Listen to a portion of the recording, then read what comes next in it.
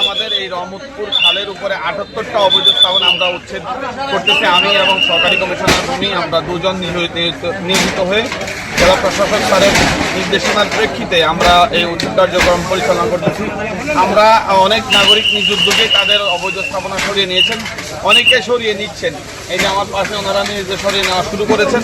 আমরা প্রত্যাশা করব সকল নাগরিক আমাদেরকে এই কাজে সহযোগিতা করবে এবং এই রহমতপুর খালের অবৈধ স্থাপনাগুলো সরিয়ে নেওয়ার পরবর্তীতে আমাদের আগামী অর্থ বছরে এই খালটা খননের প্রস্তাব দেওয়া আছে। আশা রাখি এই খাল খনন হলে এই শহরের প্রাণটা ফিরে আসবে।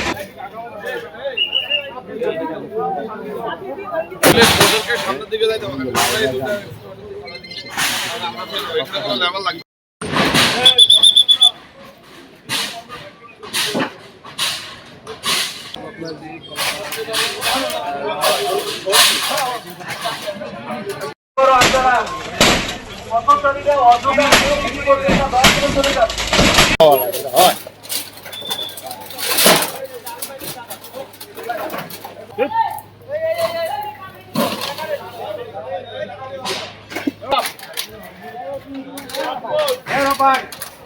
Rabai koi Rabai.